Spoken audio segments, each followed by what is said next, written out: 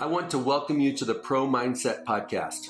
The Pro Mindset Podcast is all about diving into the headspace that results in championship performance. High-performing athletes, winners, have this mental flow and have a positive headspace for their performances and success. Join me, Craig Domann, sports attorney and NFL agent, on this podcast. I will interview pro athletes, college athletes, football coaches, and sports personalities. Together, we can discover how you can get in the flow and have your own pro mindset.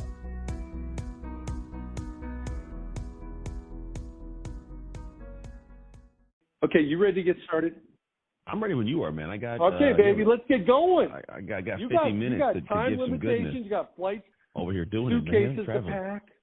Yeah, Dude, we got the suitcases packed. I still got to get a workout in, and I got to have a meet with my team. I got a whole bunch of weirdness. We're going to be good, though, man. This is my typical speed of life is stupid fast, but it works.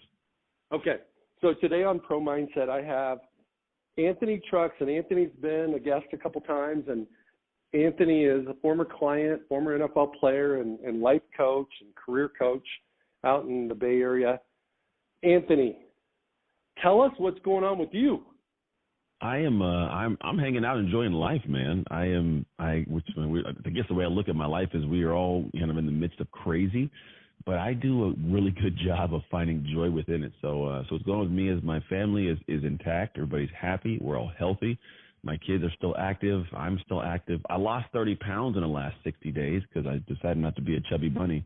And business is good. I get to travel and speak. I actually have a presentation that's going to go live to T-Mobile's entire internal team. It's like 20,000 people, like in about a week and a half. Like just cool things, man. So life is good. Health is good. Family's good. God is good. Man, I'm just enjoying life. So, Anthony, what the heck do you have to say that T-Mobile would want 20,000 employees to hear? Oh, I don't know. I think 20,000. I was told it could be up to 80,000. You know, it's I got a good team, man. That they do a good job of getting me in the right places. They did this thing called Growth Day internally. Is it Growth Day? No, it's Day of Learning, called Day of Learning. And so they find speakers and they bring them in. And I was brought in to be the resiliency, kind of like how to bounce back kind of guy. And obviously that's my life story. It's part of it. And yeah, I went in and it was interesting. They tried to have me come in for the first one they did last year. And they're like, I don't know where he fits or I don't know if the message is landing kind of thing. And then we kind of circled back again this time. And like we got through it, almost didn't get picked up again, which was odd. But then they brought me on. They're like, I don't know. Anyways, all that I say, I go mid-February, I went out to Overland Park, Kansas to the Sprint campus, which is the T-Mobile campus, I guess now. And their big studio and did my thing, man. And the lady comes in and she goes, I'm just going to tell you right now, that will be the highest rated speech we have ever had. I was like, yeah, you better be. But it was cool, man. So yeah, that's my old stomping grounds. I know exactly where the campus is. Yeah. So that's cool. Grew up around I didn't there, know. That's small world. But yeah, so it was good, man. They enjoyed it. And then I'll be back on live. Actually, next week I'll be on live doing like kind of like a poll with them and all that kind of stuff. But it was cool to see like my team kind of all get celebrated and be happy because even then they're like, we didn't know 100% what to expect, but they're like, you knocked out of the park. In fact, the head lady, who typically is the one that, gives feedback, they gave a warning like, hey, the guy that came today is a pretty seasoned speaker. So the day before me, this guy's a seasoned speaker. They had to give him a bunch of feedback. He kind of got a little bit frustrated. So just let Anthony know, kind of roll with the punches. So we're going to give some feedback and maybe have to refilm some stuff. I was like, okay, no big deal. So we do the whole thing, and then she comes in. The team goes, okay, what should we redo? And the lady was like wiping tears. She goes, nothing. They look at me. They go, that's never happened. They're like, she doesn't not give feedback. It's abnormal. So, Anthony, without spoiling the nucleus of your speech and your message, let's cut right to the chase. Yeah. What did you say that was so impactful that you brought somebody to tears? I think it's a matter of ebb and flow. There's two parts to it. One part is I understand which parts of my story that people need to hear to connect. Because you don't bring someone to tears unless they connect. Think about movies, right? When I watch a movie, something can happen, but it only really gets you to a point of tears when you connect it to the character or connect it to the storyline or something that's great. That connection point is a big piece. And the world of what I do in all aspects, as you know, It's connection, man. It's human connection, and you don't really get to a point of depth of human connection until you let people into your depth. So one of the things that I'm real big on is I just share it all. Like anything that's gone on or could be going on, I let it all pour out of my heart as best I can without apprehension or fear of the ego getting triggered. I just let it go. And in doing so, people get to feel my humanity, so they connect to me. The second part is, and this is just practice, I think, it's understanding how to kind of do the dance of sharing. Like storytelling it's a skill you have to figure out. And I think for over years, I've just learned how to do it by understanding, like, would I enjoy listening to me right now? You know, like that's a big piece of it. So not only do I have the story, but I know how to share it. And the nucleus of the speech is all about how do you make shift happen? And my story is going from a point where statistically I shouldn't be doing much to where now I do some cool things. And I bring people along to the journey. So they get to live through this kind of experience, highs and lows with me. They've connected to me, and they're hearing it in an engaging way. And so I think what moved her, which is kind of, I don't want to say the goal, but the goal is to have her feel it, you know? It's just a matter of me just saying, here's who I am, here's the parts of the story, and then getting them to connect to it. I 1,000% agree.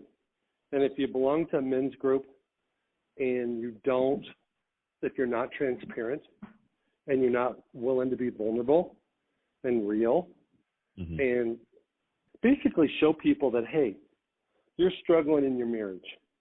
You're struggling as a parent. You're struggling with your body image. You know, 90% of the dudes are overweight. You know, if they weren't struggling with it, they wouldn't have that problem. Yeah. So I really think it's the concept of being real in a way that everybody's real, but very few people are willing to expose. Yeah, very much so. Right?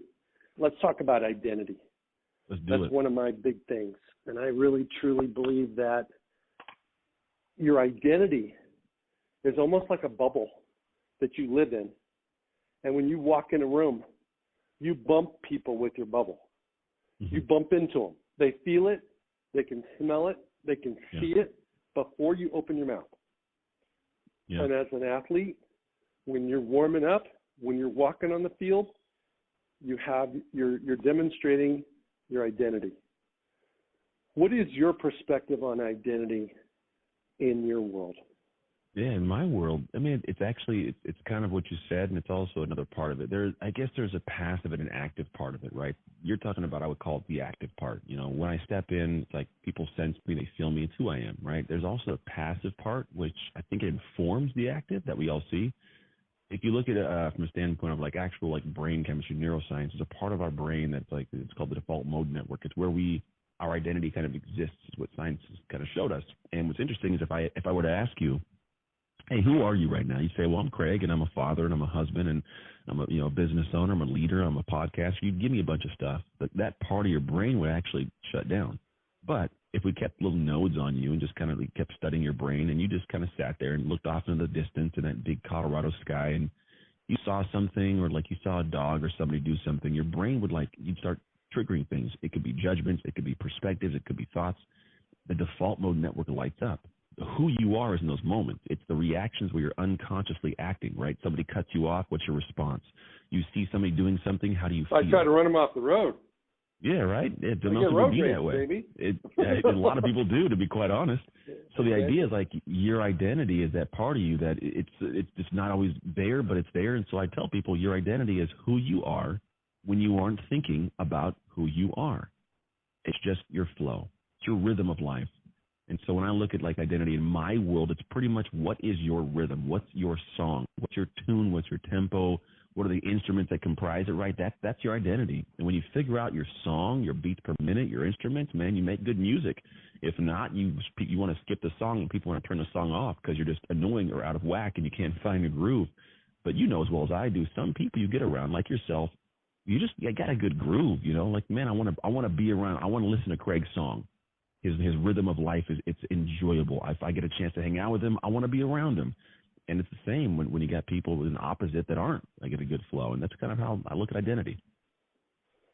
When people have an emotional identity, meaning it evokes emotions, happiness, sadness, sorrow, whatever, regret, And when you're singing your song and you're living your life, are you exuding positivism, happiness, joy, or the other? And people feel it. It comes off in how we act, how we respond, and especially when we're caught off guard. It's when there's no premeditation. And so anybody can go into a board meeting and exhibit confidence and have a positive identity until somebody says, hey, I don't like your idea. Yeah, right. Then you got to get triggered. It does. I call them like in the moments we have, like you get triggered, like there's like identity walls, but there's also those moments where you take, imagine like this, like a M&M, like a peanut M&M, right? There's the outside chocolate layer, there's the inside peanut. The peanut is your identity. The outside layer is your ego, which shows up in your actions, and it will protect the peanut, right? It's like, so what you're talking about is the moment when somebody challenges your identity, your ego pops in emotionally and says, wait a second. How dare you say I'm not a good dad? How dare you say I'm not a good agent? You know, how dare you say I'm not X, Y, or Z? And you're actually, your ego shows up in those emotional moments in the actions to protect that internal identity. No question. I like the M&M, but not all M&Ms have peanuts. So sometimes I like the plain M&Ms just with no peanuts. This is true. I wish we could work that way, but I don't think every human has an identity. So if you get to a moment where you find a person that's completely devoid of identity, that would be interesting to see. Well, I think the only way you see a person like that is they're not breathing anymore. Yeah, true. Right. True, man. So even I really feel like you could be in a hospital bed on ventilation and be in a coma, and you still are permeating your identity. An identity of I'm a survivor, I'm a fighter, I'm going to win this battle, or I've given up. I've quit, 100%. and I'm just waiting for the end. And that's at a subconscious level, unconscious level. Yeah, it's just part of you. That's exactly what you're talking about. It's just who you are. When it's who you are, it's just this natural kind of flow. And the thing is good is it doesn't have to be who you are forever. Like there's ways you can adjust. I call them identity shifts. You can shift to a different level or different identity, but you're right, man. It's like whenever it becomes this level of an adoption of this is me, right? This is who I am. You'll protect that come hell or high water. That just is what it is because it's who you are, and it can show up in a plethora of different ways. But yeah, it's also not something that's, random. Like it was randomly created by all of us, we were kids, and certain things in our belief systems we have and what our family told us and where we grew up culturally, right? This is all part of what was programmed into us. But, if the fact that I can grow up in China and speak Chinese because I was there, but I could be raised in America and speak American, right? That just means I was just born somewhere. Like it's just a matter of what was put into me based on where I was at. But the reality is you can change it all. You can adopt different ideas, different beliefs. You can adjust it, but you are right. Like it's a core part that shows up all the time. Okay, Anthony. So how do you change it? Let's say, for example, you're listening to this podcast and you don't like your identity. You don't like your history. You don't like your present, and you want to change your future. What are some of the tools and methods that people can utilize to make that change? Yeah. Well, first off, I wouldn't call it change. Like, I don't think you should change your identity. I think it's a heavy word. It just is. I mean, to be honest, you talk about change yourself. It's like, it's a thick one.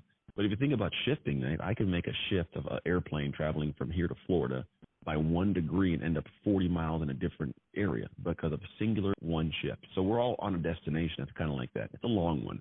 You need a little shift to change your destination.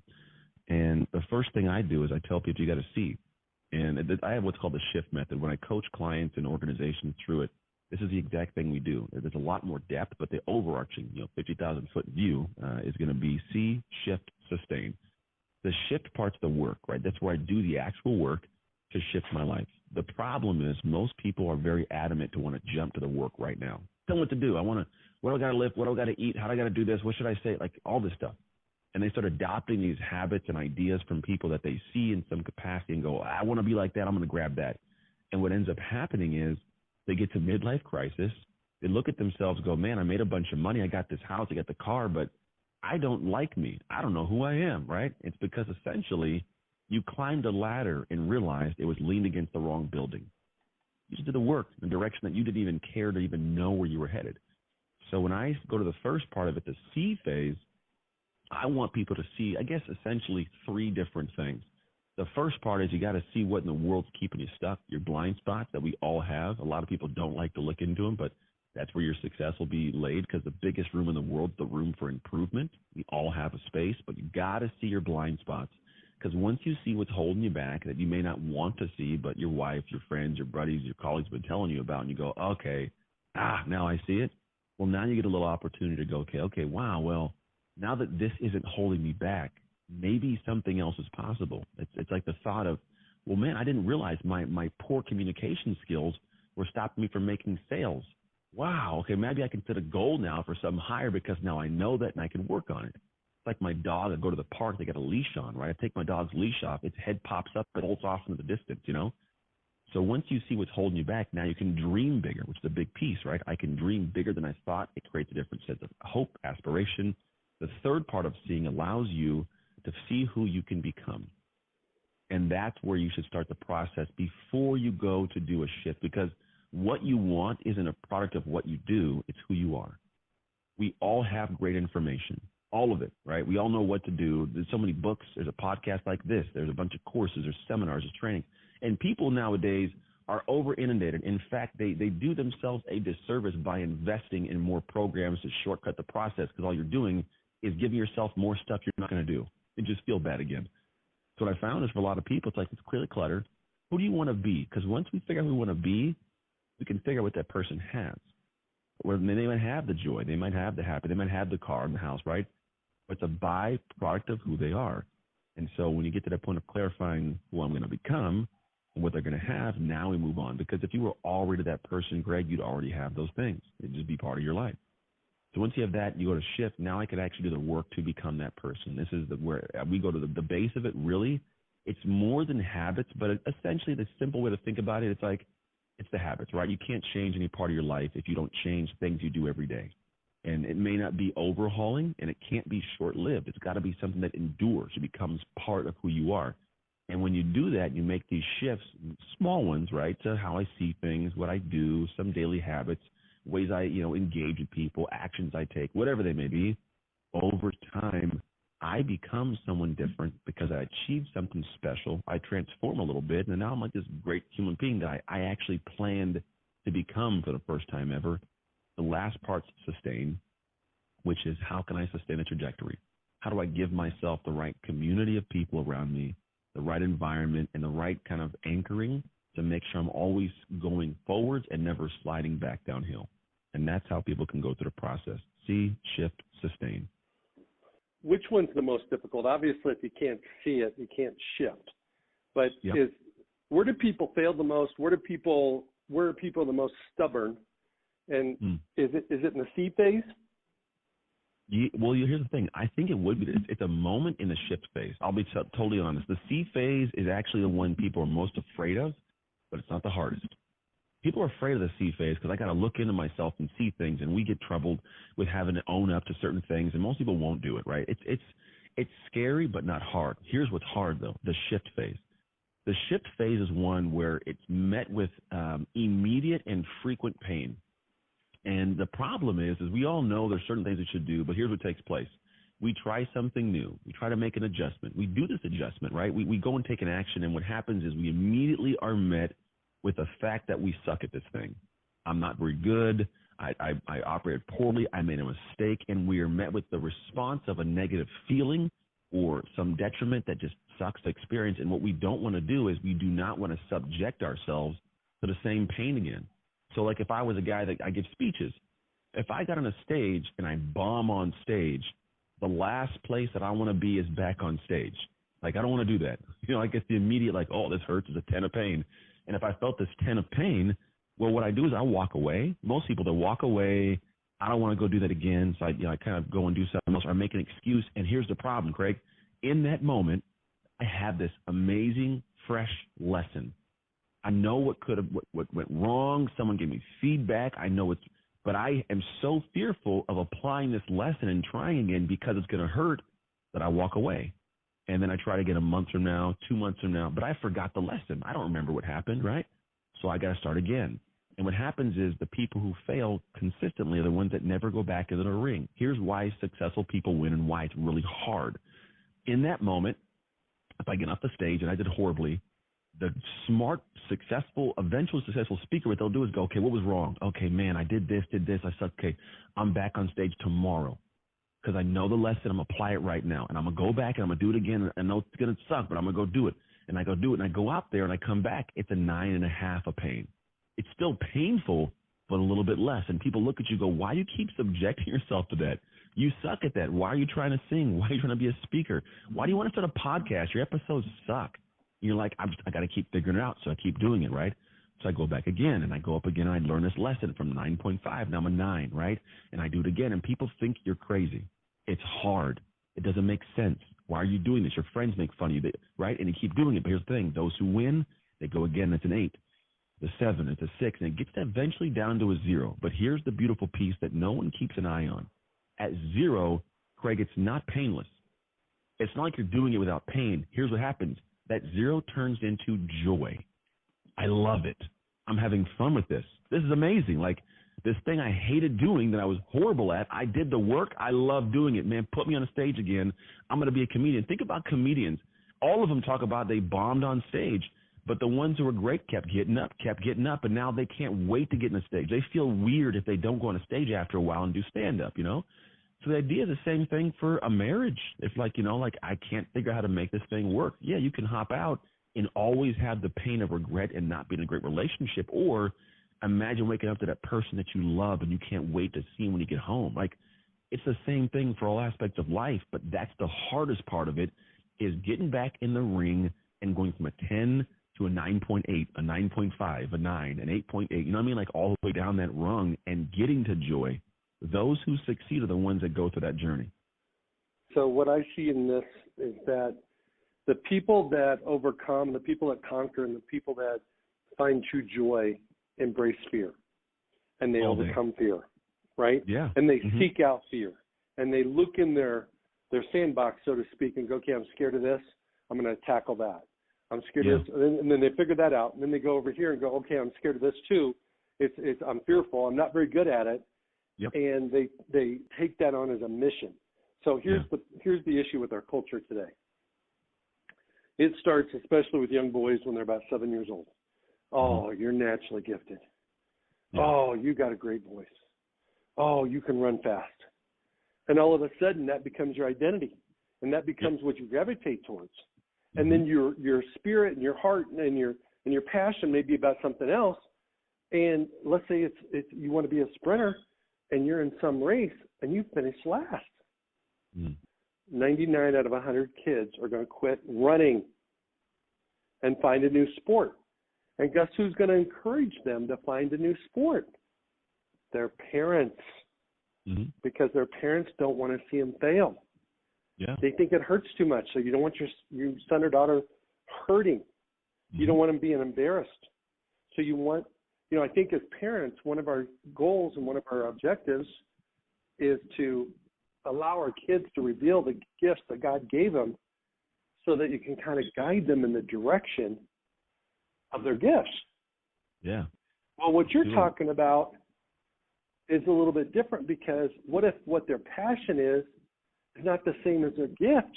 No, it's right? different at times. And to be honest, different. The thing is, I think you can't rob the kids of a hardship. There's something that comes with the joy of actually overcoming that. I find this, for example, when I want my kids to be great at something, I don't try to make them do it. I try to have them invest in the actions it takes to overcome a hardship. They fall in love with it because we are investment-based humans. We have a bias there. We get in relationships and won't leave them because we've been in them for too long, kind of thing.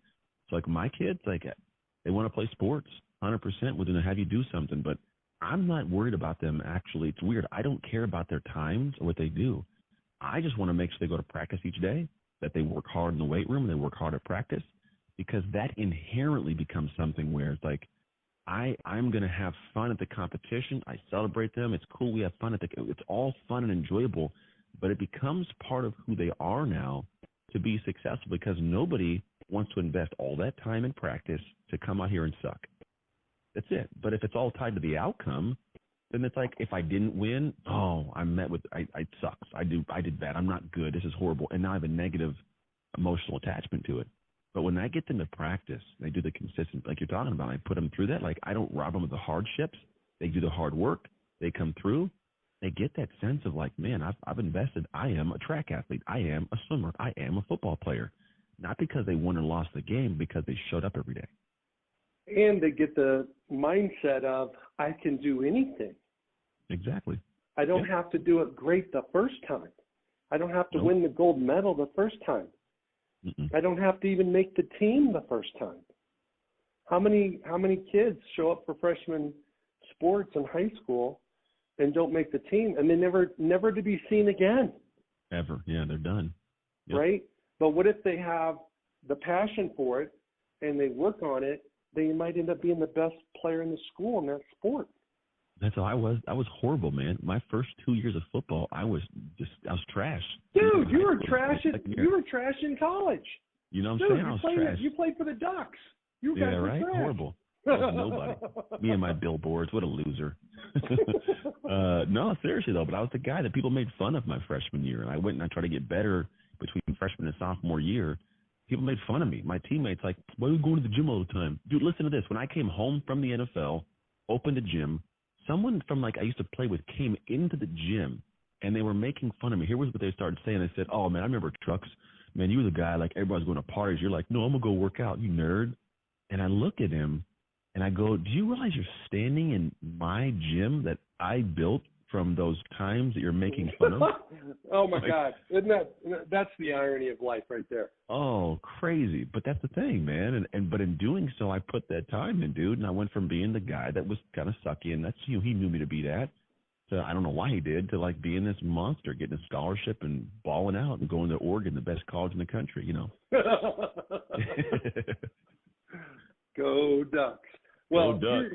Here's the thing I think that's really critical in this conversation is the fact that if you're out there and you're listening and you have a dream and you have a passion and you want to be good at something and you're not, don't quit. No, don't quit. Don't give up. Practice, get reps, get coaching, still, if you're young, still go out for teams. I mean, you don't have to be on the most competitive soccer team in the city when you're 12 to end up playing in the Olympics. Nope. Got to give it, man. I think it's a part that people don't realize is the most successful people I know. This I told you about all the time. You cannot fall in love with the destination. You got to fall in love with the day. I'm like, fall in love with the day, not the destination. Whatever that day looks like, it may be hard things, maybe easy things, but fall in love with the day, because if you love the day, you'll do that every day. If you're only in love with the destination, there'll be days that you just don't do the things that'll get you there. And a lot of people falter and struggle. And even if the journey, to get there is what it is, like if it's not something you enjoy, even if you get to the destination, you'll be unhappy. Like if I am taking a trip to your house in Colorado from California, if like my flight's delayed or like the taxi's late or like, there's turbulence or whatever it is, even if I show up and I had this horrible trip and I was late and all these crazy things happen, if I get to your house and everything's laid out, I'm not going to immediately be in a good mood. I'm going to be like, man, Craig, I'm here, but this all sucked and this, they didn't do this. I'm going to be on a kind of a crappy mood. But if I enjoy the journey, no matter what takes place, even if I just find ways to enjoy it all, if I get to your house and like it's dirty, I'm like, hey, it's cool. It's whatever. Let's go hang out some more while they get all figured out. Or, hey, I don't have a bed for you. No worries. I'll sleep on the couch. Like I'm in a good mood. And people don't realize they end up at their destinations they chose to get in life, hating the journey, and they get there and you're not in a good mood for it. So it sucks. But if you find ways to love the day, you can get better. You'll find opportunity. You'll learn new lessons. You'll get stuff. So whatever destination you get to, no matter what it is, you'll be in joy. And then the more you enjoy in life, man, the more you enjoy life. Amen. Well, if you look at pro athletes, yes, there's no question that a few of the guys are so bloody gifted that they don't even have to embrace the grind. All they got to do is show up sober and they're going to be good. True. But 90% of the guys, and the guys that play 10 years or more, are not those guys. They're the guys that have embraced the grind of the day. They love the smell of a stinky locker room. They like being yelled at by coaches. They like playing in the snow. They like playing in the Florida heat in August. They whatever life brings them in their sport, they overcome injuries. They don't mind going to the training room. They don't mind doing the recovery. All the whole thing, not just spiking the ball after scoring a touchdown. They like the whole thing, all of it. They like warming up before the game. They like the bus ride to the airport on an away game. They find a way to enjoy every piece of it. Yep, I agree. Where most people just want to enjoy the time when you're on stage. Yeah. When you're on the field, on the court, in the boardroom, making a presentation, on stage making a speech, or dancing, or whatever it might be, right? Yeah. And but that's only it's only 1% of what you do. Exactly. Yeah. My son and I, we go fishing right now, and he's we haven't caught a fish. We've been like probably 11, 12 times, haven't caught a fish. And a buddy of mine, like I put in language I can make sense of. He's like, it's called fishing, not catching. I was like, you're right. I tell my son, I'm like, dude, the idea to be out here, it's not to only have joy when you catch the fish. I said, how long does it take for you to catch the fish, reel it in? Because every time we go, he doesn't catch a fish. He goes storming off, and like he's like up like 20 yards ahead of me, and I'm just carrying all the gear. I get in the car. I'm like, dude, are you serious? Wouldn't catch a fish. I'm like, so what? You're gonna be unhappy every time? I was like, how long do you think it takes for you to get a bite to reel it in? I don't know. I said, yes. He goes, oh, maybe a minute. Let's elongate. Let's say it's 2 minutes. Okay, cool. Then what happens? You take a picture? Yeah. How long does that take? I don't know, 30 seconds. Okay. Then what do we do? Oh, you put it in the box. Okay. How long would that be? Let's high shoot. Let's say it's going to be 5 minutes. How long are we out here today? 2 hours. So you're going to tell me that you're going to waste the entire rest of the, hour and 50 minutes because you didn't have 5 minutes of joy? Well, like you got a whole thing. And I'm like, look, you have to find a way to enjoy being here. Breathe it in. You have peace. You have freedom. You got a dad that's taking you here. You could play with the water, throw rocks. You can look at the birds. Like, find a way to enjoy it, because then it becomes more enjoyable. But you're 100%, Craig. Like, if you don't get to the point of embracing the suck and actually like loving the discomfort, dude, you'll never get there. You know, a statement of get comfortable being uncomfortable. You heard that before? Oh, many times. And I started like selling with that because I didn't like it. I'm like, why don't I like how this sounds? And I started thinking through how people use it. And I was like, the way people use it, they go like, get comfortable being uncomfortable. I first heard Coach Tomlin say when I was with the Steelers. First time I ever heard it. And I didn't really grasp kind of till years later what I think it really should mean. And I think when people first hear it, they go, oh, be okay with discomfort. Like, be okay with it. I can handle it. I can endure it. And I started thinking, what does it really mean? When I look at the people who are successful who use it, what does that really look like? And I think of comfort like winter, let's call it the fire's on. I got hot chocolate. The whole family's here. I'm in my cozy clothes. We're watching a movie, like palpable. Like I can taste and touch and feel and smell that level of comfort of just settled. My soul is at peace. That is when I think of discomfort in my life, like I love discomfort to that level. It sounds weird, but like I enjoy problems. I like puzzle solving because I know I'm not going to die. I know it's going to be figured out, but it's something where like I have a weird kind of enjoyment. It's like masochistic. I love the pain of hardship because it lets me know I'm alive and it lets me know what I got in me. And so like when I look at the whole idea of being comfortable, being uncomfortable, my success, and all people, I'm sure yourself included, when you look at what you've accomplished, because you almost enjoy probably leaning into difficulty where most people run. And it's not because you endure it, but you actually enjoy it. And when you're at that level, it's inevitable you'll have success. 100% agree with you. And I would say that most CEOs, most head football coaches, most leaders lean into adversity, issues, problem solving, and they figure out a way to calm the storm. Mm-hmm. They figure out a way to see the peace in the chaos. Yeah. Where the majority of people see the chaos and they run. They see the drama and they take a U-turn. And if you look at any political leader, any business leader, any sports leader, it doesn't matter the arena you're in, the people that are at the top have the greatest capacity to problem solve. Yeah, true. Because there's a lot of dang good football coaches that can do the X's and O's, but they can't deal with the personal problems and the drama of the locker room. Yeah, then it becomes a weight. I think there's there's also this statement, like, and I grew up, my backstory of foster care, and I think there's this statement I've always loved, and I should get this tattooed one time. I don't know if I'm going to do it, but I love the statement of a smooth sea makes not a skilled sailor. And for me, when I look at what I'm trying to find ways to be in positions to where I learn to navigate the rough seas. Because if I can do that, then I won't be scared to go out into the ocean like most people. Like most people are deathly afraid of doing it. So they don't go into the ocean. They don't go do new things because they're like, man, I don't know if I'm going to make it to the storms. And so even if they're presented with storms, they have no skill sets to navigate them because it can't be all by choice. Sometimes the storms come to your life without you wanting them to, right? It just happens. And when I look at people who lean into it, it's pretty much like those are the people who, when the storm is going, the boat's rocking back and forth, everybody's under the deck huddling up, hoping to hold on. That guy, like me and you, we're on the top of the deck sipping tea, yelling at the storm. Like, come get me. It's a whole different mentality because I'm like, I've been out here before. Like, I know what the storm's like. I can handle this. You're freaking out. You're shutting down. I'm riding this, man. Give me more. And sure enough, like, I'm going to get back in the boat more often. I'm going to go out in the ship. I'm going to go see the amazing lands that are out here because I'm willing to do it, whereas most people aren't. Well, I'll take a page out of the NFL. When the TV cameras are panning the sidelines and there's a tight game and it's coming down to the last 2 minutes, and you get two types of looks from the quarterbacks. Either, hey, go ahead and score because I'm going to bring my boys all the way down the field and punctuate a victory. Yeah. And you got the other guys that you can just tell they're stressed out. They're hoping the defense can stop the other team. They don't want to go on the field. They're hoping they can't find their helmet if they get the ball back. Yeah. Where guys like Tom Brady, he's like he just goes, hey, he's so good with the ball in his hands the last 2 minutes that other teams are trying to do things to make sure that there's no time left on the clock because they know that if he gets the ball, they might lose.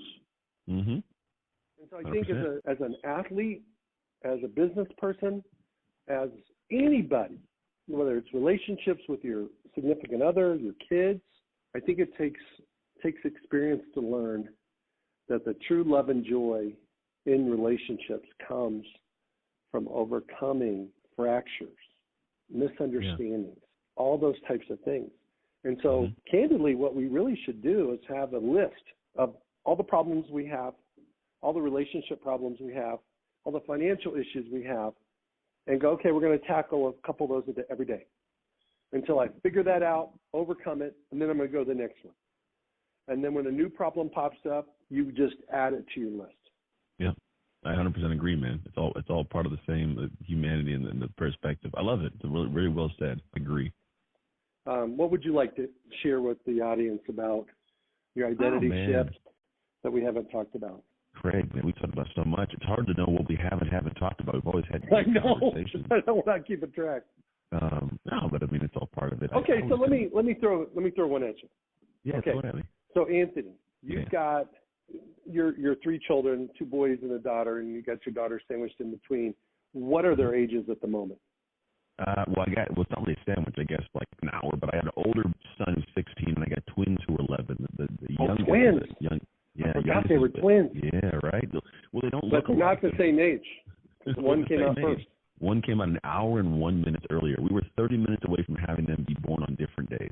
Oh, wow. One was at 12:30, one was at 1:31. Never thought about that, but sometimes twins are not born on the same day. That's really interesting. Yeah. It would have been very weird. They get to have their own birthday, even though they were twins. So as a dad, what have you learned in 2020 that you didn't know before that is a very effective approach to being a great dad to your kids? Great. It's a great question. What have I learned in 2020 that's a good approach I didn't know before? Now, I think I would go with the realm of communication. And like being able to talk, right? Because I think the one thing as parents we get to, as my phone wants to make noises at me to do things. That's beautiful. No, I think the thing that I've learned in my realm as we'll call a parent in this 2020 situation, I know for sure that for me communication has been a big one, and obviously how to talk to your kids, But it has been very interesting to be around them for so much time, right? Usually go to school, and even the summertime, it's not the same. There's activity in sports. But whenever you get to be around somebody long enough, you get to learn way more about how they think, how they process. And they do the same for you, but you're going to be put in a lot more conversations that they can help you rise or sink. It's not the sink or swim. I think it's rise, because if you do it wrong, you can sink. And I think relationships could be damaged. I know a lot of people in these whole quarantine times, man, they got divorced, relationships went crazy because they were around people far more often, and it turned into people, disliking each other more than they should. Whereas for me, I learned, I wanted to get closer to the kids. I wanted to know more about them as humans. And so in doing so, when you're around them so much, I learned how to talk to them I don't want to say little adults, but as actual humans, not as my subordinates, but actual humans. What do you like? Why do you like doing that? That doesn't make any sense. Torian, why are you always in your underwear? Why do you have to have weird robes? Why do you steal soft blankets? Tatum, why do you have to try every weird stuff and do stuff with your nails? And you got to dress cute now because you're 11 and you watch Disney movies. My son, why are you watching anime? When did you become an anime fan? All these weird dynamics. And I realized at the end of the day, as much as we say it, they are quite literally 100% different human beings. They are not my kids. They're different people that I guess came from me. It's weird, but they're going to go into this world and be odd, different humans. And I think for me as a parent, being able to embrace that journey puts me in a side where I get to experience them fully, as opposed to try to figure out what's going on and demean and demote and make them feel bad. But I get to be around cool people. I think the best and the worst part of this world are human beings, unfortunately. And if you want to be, in position with great ones, get to know them, to be at a good place with them, to have a good heart. And I think that is what for me will lead to later on, them wanting to come home for the holidays. I think I've even talked to you about that. I just want the kid to want to come home, man. I don't know what they're going to be doing or how they're going to do it, but I want them to have this feeling when they attach themselves to the holidays and be able to come spend time with mom and dad. Emotionally, I want them to go, oh, I want to get home. I love being with my parents. And that comes from getting to know them as people, them feeling accepted, and the attachment emotionally being there. Well, Anthony, I'm going to answer that question too. I think one of the things that happens when you have kids, especially when the first 4 or 5 years, is they put you up on a pedestal and they see you as God. And then they realize there's a God. And then from that maybe 6 years old to maybe 11 or 12 years old, they put you up on a pedestal because they know you're smart. Yeah. And then when they hit about 13, 14, somewhere in there, then they think they're smarter than you. Yeah, right. And then and they think they're a genius by the time they go off to college. And then they start slowly but surely realizing that mom and dad weren't that stupid. Okay? Yeah. And during that whole process, talking about identity, I think our children go through an identity evolution and an identity crisis when they start wondering, what would dad do? What did dad do? Mm-hmm. And I know I should do X, but did dad do X? And so I think being vulnerable, communicating vulnerability, and communicating your mistakes. I'm not talking about when they're 5, but when they're probably 16 or older, I think it's critically important to communicate your failures. Communicate the adversity that you dealt with, your most embarrassing moments, some of those types of things, to show them that you're human and that you failed and that you survived. Yeah. Because I think especially boys, they want to know, I don't know if I can do this. I wonder if dad did, but he obviously did. No, I didn't. I didn't do it either. Okay, I screwed up too.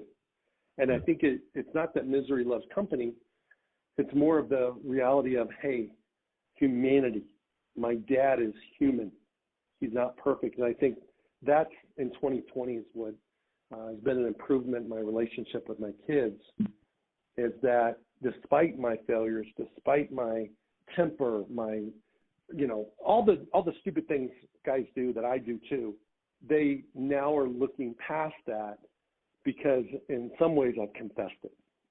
Yeah. And I've apologized for it. Because over a period of time, you do hurt your kids without even trying. Yeah, that makes sense. And you can even hurt your kids on vacation. You're planning on having fun and, hey, you only have time for 2 of the 3 to do something. And the third one's, butthurt because he or she didn't get to do what the other 2 did. And they're angry at you. But you had to turn the jet ski back in. Okay, it was time. Yeah. And so it's just the idea of letting them know that you're real too. Yeah, it makes sense. I like it. The humanity, right? Because they can actually see it. I just think, as you're talking about that, I'm like thinking in my head. I tell my kids a lot. I'm dope. I'm your dad. I'm dope. You know how dope I am. Most of the time they poke fun at me because I'm just dad. But I realize at the same time, if they don't realize it, like I say that like viciously, I do have a lot of headaches. They may go in later. I thought, oh man, I can't bring this to dad because he's got it all put together. I highly doubt that they think that because I do communicate a lot of what goes on. We do this thing every day called good day, bad day. So we're always in constant communication about how things aren't great. But I like that perspective. That's actually one I can adopt for sure in my own life. Well, Anthony, I want to thank you for joining me today on Pro Mindset. I just truly respect you as a man and as a husband and as a father and everything you're about and the opportunities that you're getting to speak to companies and to coach people is a testament that you've made that identity shift from being a foster kid that wasn't supposed to be anybody to a guy that got a college scholarship to play football, went to the NFL, and has had greater success post-NFL than you had in the NFL. Appreciate it, man. Thank you. I'm honestly honored to know you too, man. There's a lot of weird journeys that we've gone through together. And I'm honestly, there's times when I don't even think you'd call. Like I talk about you probably way more than you even know I talk about you in a positive way. So feelings mutual. Hey, as long as it's positive, it's okay. If you're going to start talking bad, talk noise out. Oh, no. Just cut that shit out. I don't know if you remember this, but there was you probably did when I got the call for the Steelers. Like I was getting worked. I just did a workout on a Tuesday, and they were calling me, and you were calling me. I don't know what's going on, but you called me, and like I adjusted this crazy workout. They want to fly me in, and I was telling you, like, Craig, man, I just did this crazy workout. My body shot, and you stopped me in the middle and said, "Do you want an effing job?" As you said, I was like, "Oh, yeah, I do." And that was like, I got on the plane, I flew out there, got signed, but like. Remember that moment? Like I was like, oh, because it was the first time me and you had really interacted. I was always talking to Drew, but like somehow you got brought into the mix of it. It was like the first time, and I was like, oh dang, like all right, let's do this. And it was like that little statement of like, you better get your mind right. That drove. Well, here's the thing that I'll tell you that happens to all of us, and we're so good at it, which is, I'm not ready. I'm not ready to do a podcast. I'm not ready to give a speech. I'm not ready to do a workout. I have a built-in excuse because I just ran 3 miles today and lifted all these weights or whatever it might have been, and I got to fly across country. Mm-hmm. And it's going to be a red eye and jet lag and all these things. And so what happens is our mind immediately goes to all the reasons why you might not be successful. Yeah, I agree. And I think sometimes you just got to go do it. It's just the Nike. You're from, you went to school up there in Eugene, and it's like, what do they do? In Nike headquarters, they talk about just do it. Just do it. Yep. You just got to go do it. I agree. 100%. So on that note, you go do it. You go fishing. You pack your bags. You get your butt on your vacation. You have fun in Florida. And I thank you very much for being on, and we'll talk soon. All right, man. Love you, brother. All right, see you, buddy. Bye-bye now. Thank you for listening to this episode of Pro Mindset. If you enjoyed this podcast, please subscribe, rate, and review this podcast. You can follow us on our website, promindsetpodcast.com, or on Instagram, Twitter, and Facebook at Pro Mindset Podcast. Thank you so much for listening. We'll see you the next time.